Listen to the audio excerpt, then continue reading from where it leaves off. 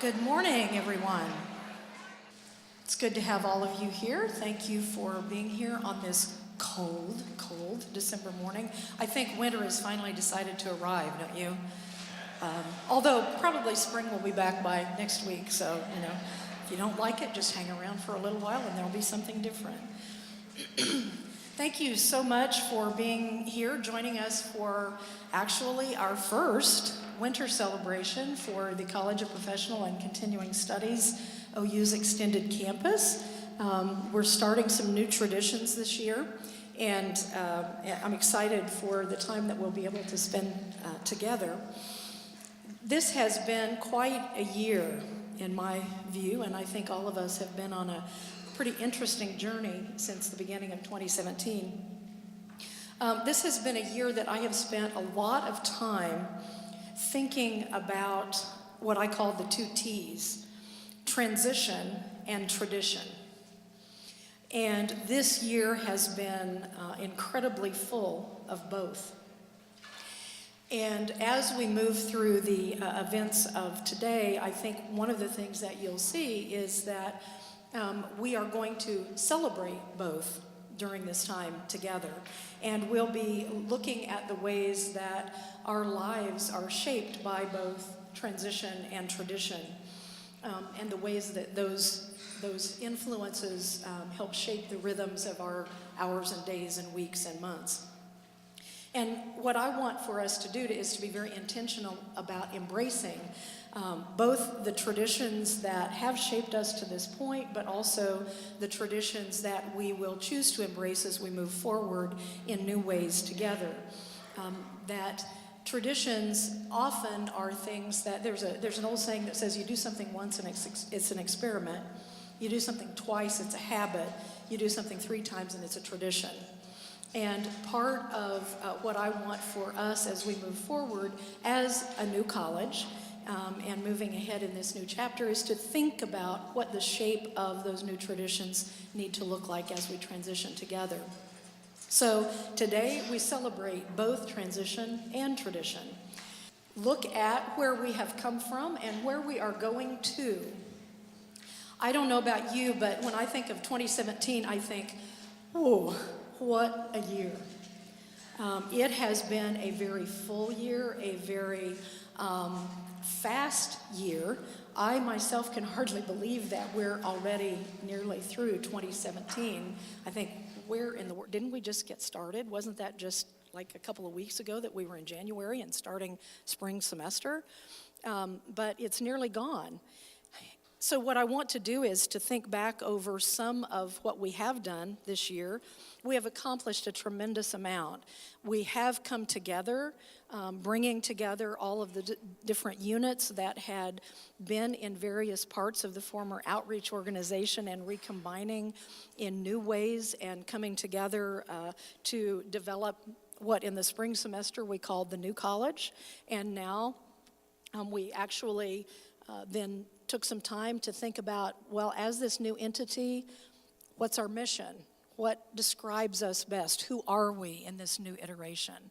We spent some time saying, well, where do we go from here? What's next? Where are we headed?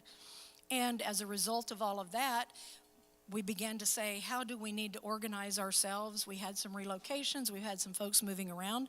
Probably not the end of that, but we've had a significant amount of shifting to try to capitalize on some of the synergies that we're beginning to see emerge as in this new combination. And then in the summer, we actually got a new name, College of Professional Continuing Studies, celebrating both the history that had been for all of our old labels, but embracing the new labels as we move forward. And then, even more interestingly, getting approval for a new brand to be known as OU's Extended Campus, and being able to see the rollout of where then does that take us from here. And then in the fall, beginning to say we have some strategic initiatives that we need to pursue as we move forward, and let's figure out how to do that together. So the formation of the task forces that have now begun to work and are setting up their processes to provide a very collaborative and open and transparent and participative process as we move forward to figure out what our next steps are and where we go from here. So, as OU's extended campus, what's next? Well, I don't know a lot about what's next. One of the things that I want to reemphasize, though, is that everything that we do needs to be centered around and should spring from those 4 strategic initiatives that we talked about, that I talked about in August. Because those are the new traditions that should shape our future. And they should be the sort of orienting directions for everything that we do. Remember what they are? Number 1, increasing access. That means grow. Number 2, increasing student success. That means that we help not only our students to get in, but to stay in and to graduate. If we're in non-credit areas, it means that participants come back to us repeatedly and begin to see us as their provider for those lifelong learning opportunities. The third is building our employer relations. And we are in a unique position of all of the colleges here at the University of Oklahoma to do that, because the bulk of our students, the vast majority of our students, be they credit or non-credit, they're already in employment situations. They are in agencies and organizations and corporations and all manner of different settings. So we already have entree to those employers. We have not really exploited that in the past. We have the opportunity to do that now in new and different ways than what we have done previously. And so that's why one of these initiatives centers around building those relationships. And of course, efficiency, being lean and mean and being absolutely as efficient as we possibly can in everything that we do. Now, before I go any further, I want to do a little bit of what I will call myth busting. I think there have been some presumptions that as we're moving ahead, that somehow I have some sort of master map in my head of what exactly I want the organization to look like and exactly where everybody goes and exactly what all the units are and all of that. I want to unequivocally and clearly and as unambiguously as I know how tell you I do not have a map in my head. I wish I did, but I don't. And I do know some things about the directions that we need to go, and I have some observations about the things we need to build in as we develop that map, but I don't have a master map in my head and that everybody's job is to try to guess what that is. That's not the situation. What I am very interested in and want to do as we're moving forward is to be able to build that map together.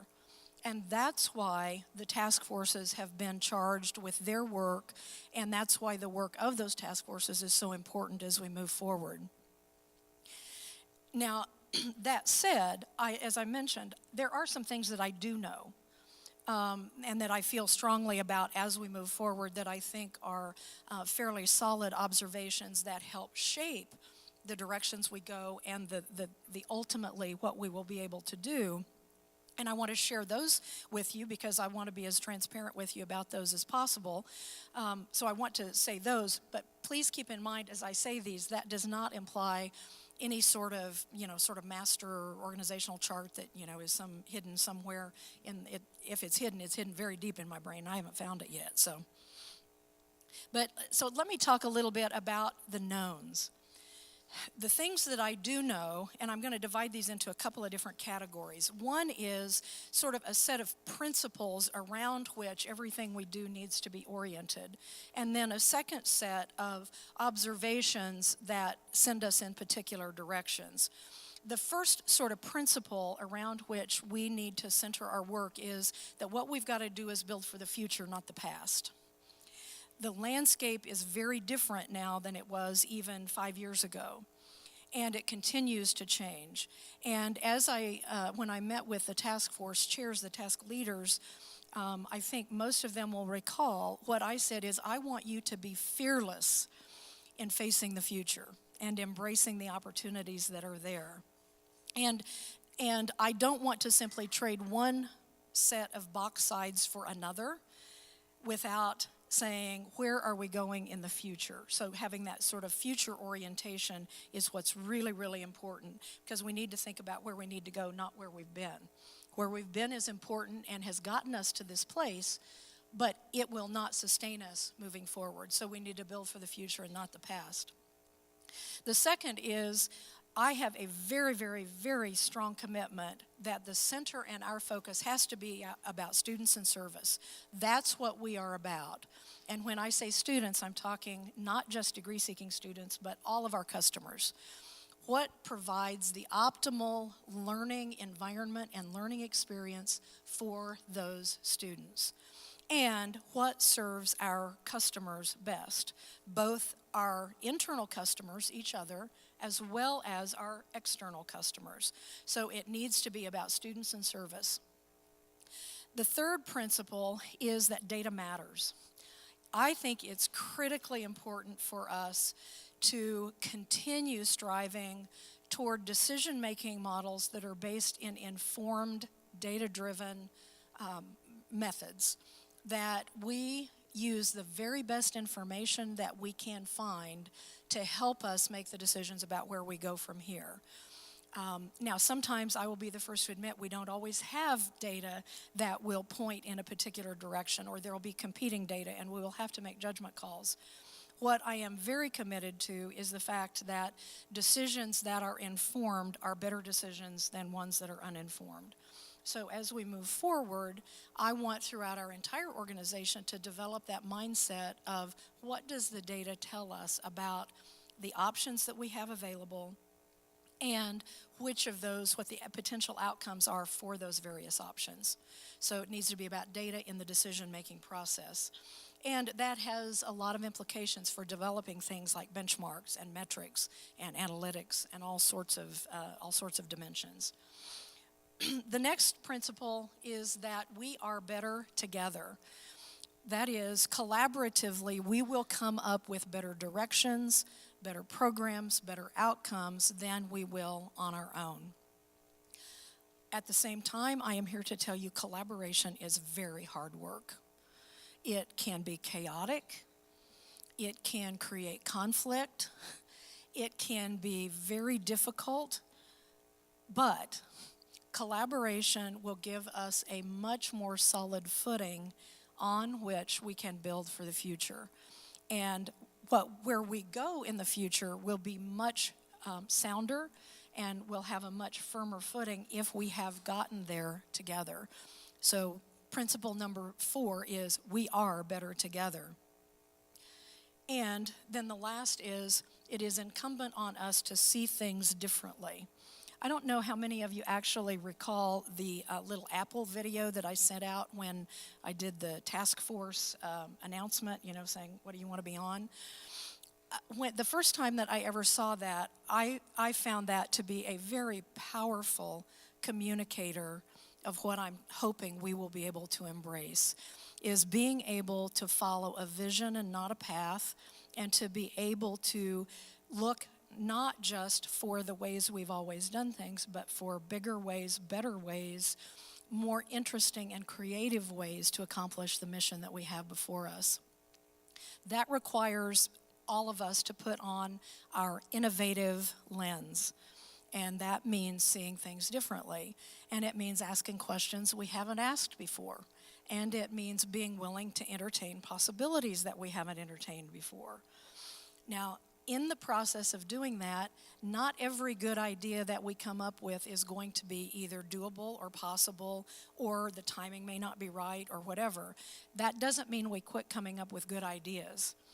It means that we just continue to generate them and then look for the match of timing, situation, and opportunity that allows us to jump when the confluence of those things come together for us to be able to move into new opportunities and new spaces and new places.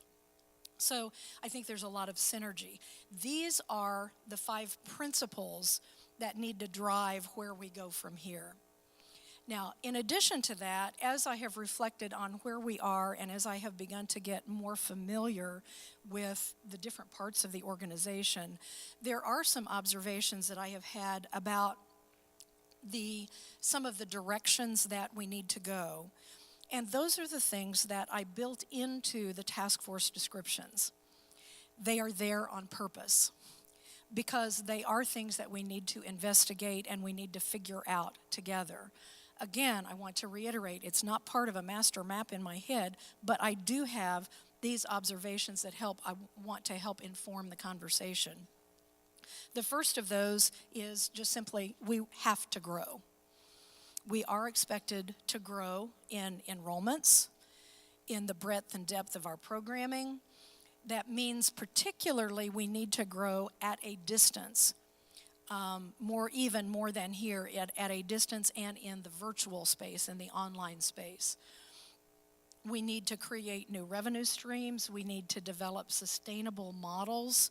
So we have to grow. Not growing is not an option. So that's my first observation. The second is, in the midst of that, we have to be very clear-eyed that the competitive pressures that we face are only going to get more intense. And when I say competitive pressures, I'm talking not just internally, but also externally. As the campus becomes more aware of the potential in the online space, more and more areas are beginning to embrace online opportunities. That we can look at that as a competitor if we wish. At the same time, I think we can also look to that as an opportunity. And how do we embrace that on behalf of the whole campus and become a resource for the campus as that reality begins to take hold? Externally, it's only going to get more and more and more intense as more players begin to get into the space. The credentialing landscape is changing profoundly. There is a good bit of evidence indicating that there is a plateau in the number of degree-seeking students in the United States. And companies now are beginning to move toward models where they are looking at just-in-time credentialing models, stackable credentials, micro degrees, a whole variety of segmented learning opportunities that can be combined into a whole. That changes the nature of credentialing rather profoundly. That's the world in which we live. And that's the world that we need to figure out how to embrace. What that means then is that we need to identify for us, for OU's extended campus, what are our market differentiators? What do we do uniquely best? And capitalize on what we do best to help us step into those spaces in the most effective and the most timely ways. So the competition is going to increase. We need to figure out how to stay ahead of that rather than playing catch up if at all possible. The next thing that I know is that, as I mentioned, we have opportunity to strengthen our networks. Both our networks internally as well as the networking with that broader industry community. And when I say industry, I don't mean strictly just industry. I mean corporations, organizations, agencies, industries at large. How do we strengthen those ties? What shape of an organization will allow us to maximize that networking and make sure that the best of the input from those larger networks helps to inform what we do in an ongoing way? I don't know what that needs to look like, but we got to figure that out. The next is that in order to make data-driven decisions, we need to do a better job of analytics, a more systematic, a more comprehensive, a more integrated and seamless function that allows us to actually get good data. Number one, we need to figure out what data we need. Number two, we need to have the infrastructure to make sure we can provide that data. And number three, we need to use it. So we've got to have whatever structure we use moving forward needs to reflect those realities. I don't know what that looks like, but I know that that's something that we need moving forward. We also need to build out what I'm calling our advancement development function. I think historically we have done a pretty decent job of building programs and building what I would call government and corporate relations. We've done decently well in the past with that. We have not done well in building alumni development or donor development. Those are missing. We just do not have robust alumni and development functions. We have too many alums and too many potential donors to let that resource go untapped.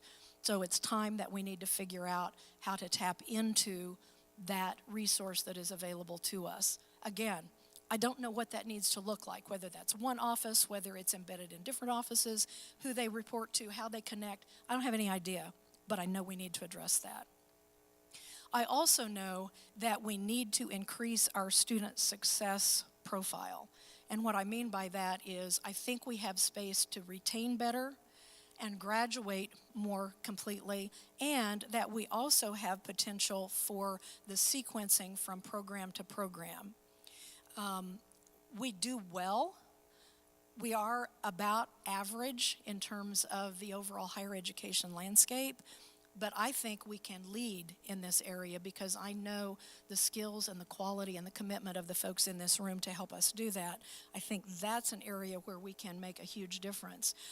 What that probably will take is a variety of things. So I've asked folks to take a look at things like what career services do we offer?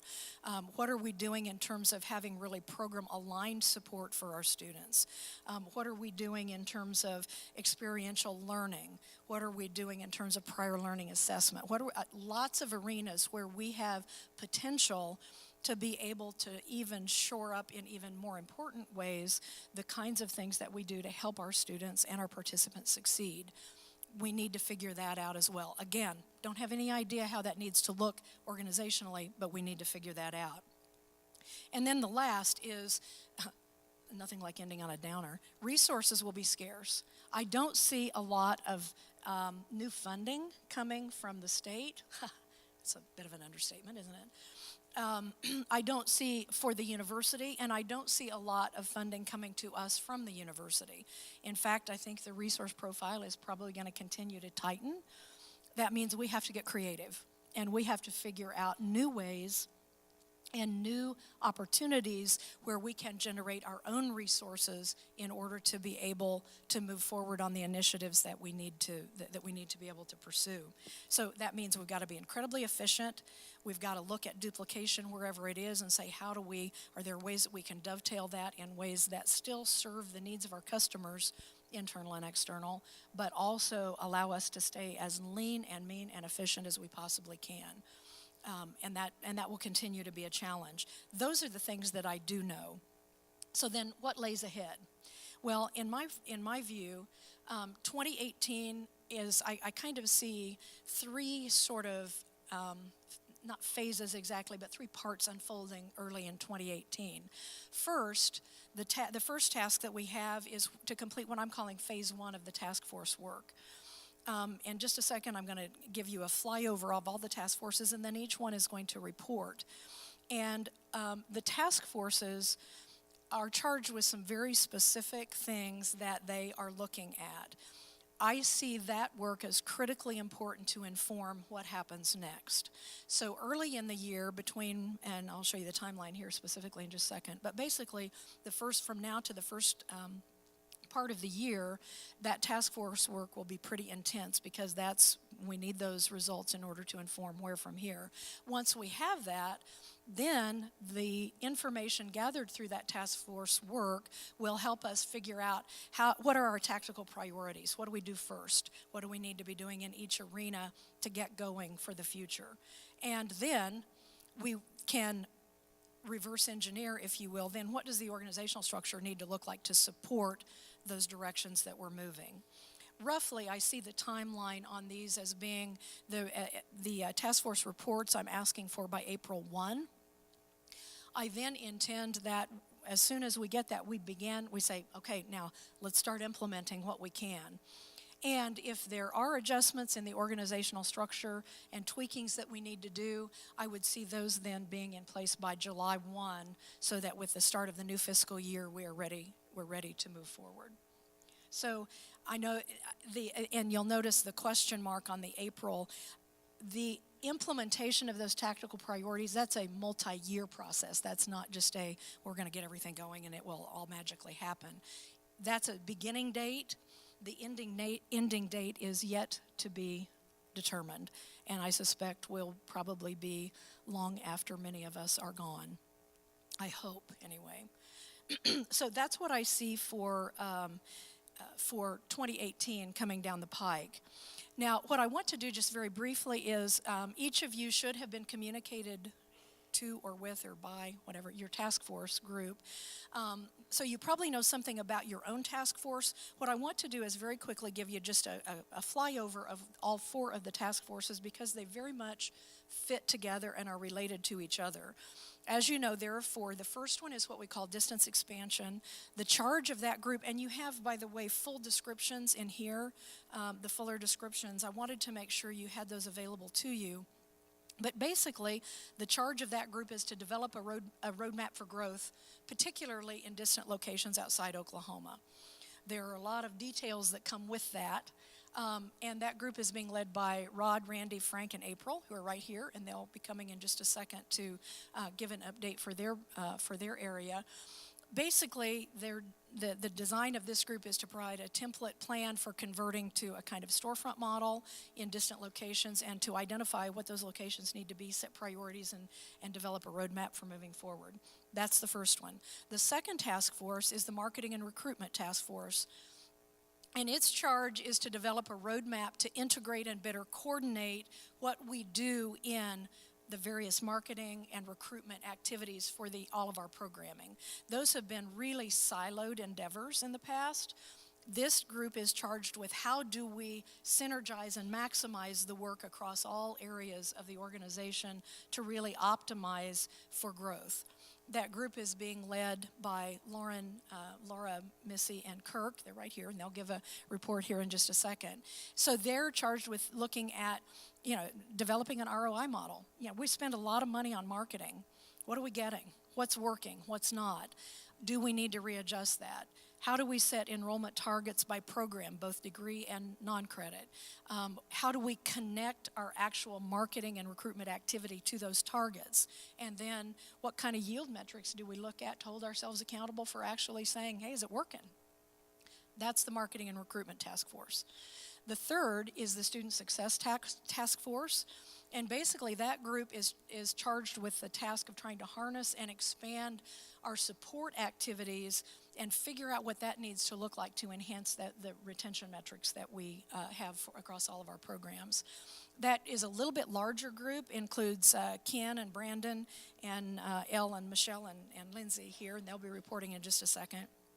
And so they're looking at things like program-aligned advising, retention coaching, career services, experiential learning, prior learning assessment, looking at how we do scholarships, financial aid, all of that. So what are all of those support things that we do, and how do we enhance those activities? And then the last task force is the Learning of the Future group, which is charged with figuring out how do we enhance those learning opportunities across all of our programs, the new things that are happening, preserving the best of what we do and embracing the best of what is coming, is in the landscape and coming toward us. That group, again, is a little larger group. Includes folks right here, John and Danielle, Bob, Chris, and Catherine, I think. That group is looking at things like alternative delivery models. We have never done much cohort delivery. Maybe it's time to explore that again. They are looking at things like credentialing adjustments like those I mentioned just a second ago. They're looking at emerging technologies like the augmented reality and virtual reality and the holographic kinds of opportunities that are beginning to emerge. And importantly, looking at how do we create a culture of seamless and lifelong learning engagement so that we not only get students who come to us for a degree, but they keep coming back to us and they see us as their engaged learning provider through the entirety of their professional career. How do we build that out in a way that keeps them hooked, if you will, with us for the long term? All of the work of these groups interfaces with all of the other groups. The results of the task force work is what will inform the shape of the structure. as we move forward. And so that's why the work, I encourage you to be fully involved, as much involved as your schedules will permit, in the work of these task forces, because your perspectives, your observations, your questions matter. And the shape of what we do moving forward will be influenced by those conversations. So what I want to do is provide I've told each of them 3 in hopes that they'll be done in 5 minutes, to give you a brief update about what each group has done. So I'm going to turn the podium over to them, and we'll just pop right through. I won't reintroduce each one. So if the distance folks will come, we'll do distance learning, then learning of the future, then marketing and recruitment, and then student success. Thank you, Dean Bands. Hello, everyone. I am April Milloway Williams. I oversee business development for PAX. And what that means is that I help engage our corporate and our federal agency sponsors with a lot of our programs. Mainly, I spend a lot of time with our FAA Center of Excellence, which is a research consortium, which is led by the University of Oklahoma and Embry-Riddle University, but it provides research in air traffic control, tech ops, safety inspection, and a lot for the FAA. And works a lot with our aviation program and our engineering and computer science programs here on campus. So I want to introduce, again, just our leadership of this Distance Education Task Force. Myself, we've got Rod Clark, Frank, and Randy, if you guys could wave or stand. Thank you. We have spent a lot of time meeting together to really think about initial ideas around, what would a roadmap look like for growth and expansion of our extended campuses.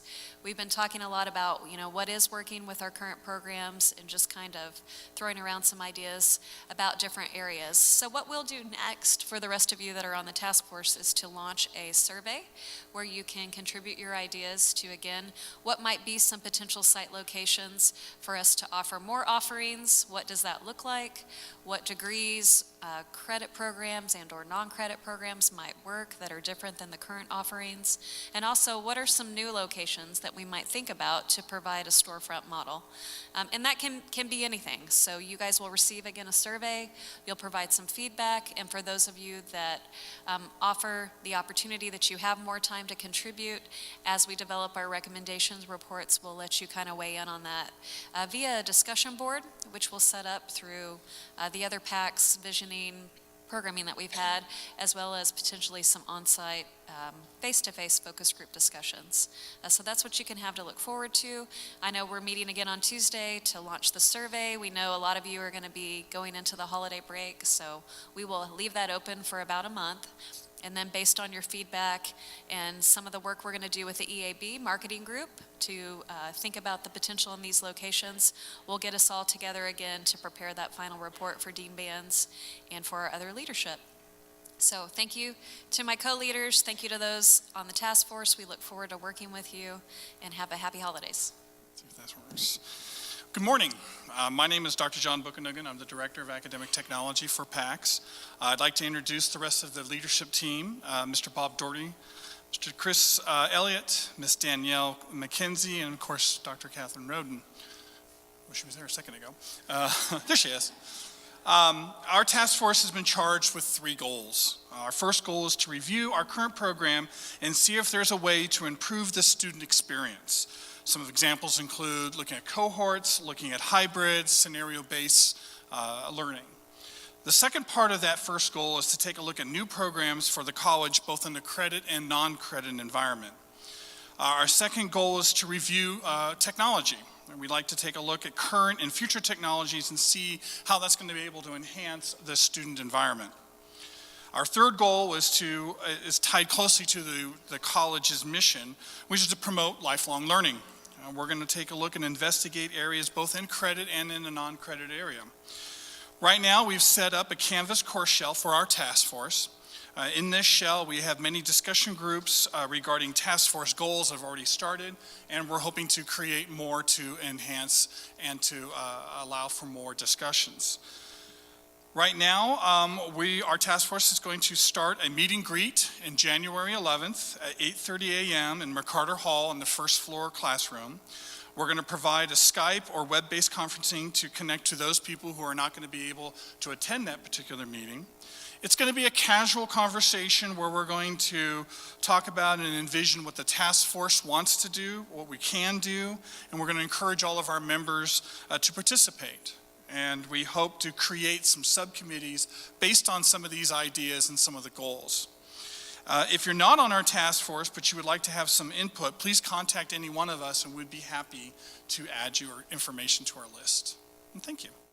We have been working on steps forward, and we have already sent out a survey to our whole task force to kind of come up with some more ideas to go forward.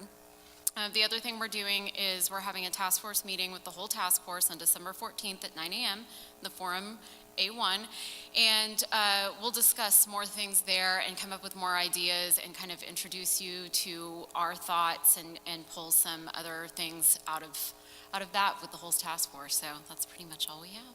All right, so we just want to introduce ourselves really quick. I'm Lindsay from PAX Online. We have Michelle from PAX Online, Ella from Sooner Jumpstart, Ken from Aviation, and Brendan from Emissions and Records. We have 4 priorities that we're kind of focusing on. The first one is to find out what are all the units inside PAX and what do they do and who do they serve. Secondly, what do students perceive as contributors to their success and barriers to their success? After we've obtained that data, then we're going to kind of analyze it and decide how we can better align ourselves to use the services that we already have and then develop new services for what we're lacking.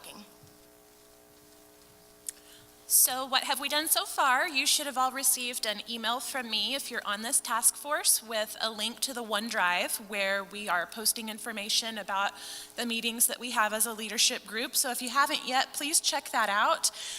There's also going to be a copy of the departmental survey in that OneDrive folder so that you can review, and as well as departmental contacts for each of the areas, so that if you do have feedback, you can contact that person and please participate. We're going to have that survey due by December 21st, so we hope to have more information at that point. Today we're actually going to send out the question and suggestion survey. So again, if you're on the task force, look for that email. It's just a 1 question. Actually, there's a couple of optional questions if you want to identify yourself, but otherwise you can be anonymous and just submit your question or suggestion for our task force. And then once we move some of these documents to the Creating Together website, those of you that are not on the task force can also have access to that. We will review the questions and suggestions at each of our meetings, and then post any responses or action items to do after we discuss the comment at our meeting. So our next meeting is actually January 2nd. We're going to sit down at lunch and look over our survey results. So we're going to have a victory party on January 2nd. That's what we're going to do. Oop, sorry about that. Kind of thinking football. Sorry about that. Our leadership team will create a student survey from all this data, which we want to go out and then send out to our students and gather information for, again, see what they believe will be student success. We'll send that out to all enrolled PAC students mid-January. We're shooting about the first day of classes for the brick and mortar classes, January 16th. We may adjust that a little bit, but the goal will be to get that survey to the students mid-January. All right, and based on the results of the survey, and after we meet on the 2nd, and then a little bit later on, we'll break into subgroups based on the relevant discussion points that we find. And so look for an email in early January about those subgroups. And finally, Michelle mentioned that we have a OneDrive folder set up with our documents and other materials, meeting notes, etc. There's also a link to that OneDrive in the Creating Together discussion forum, the Student Success discussion forum. And we'll be posting other relevant materials there as we move along, so check that out as well. And I guess if you have any questions or concerns, get with one of us and we'll try to help you out. Thanks.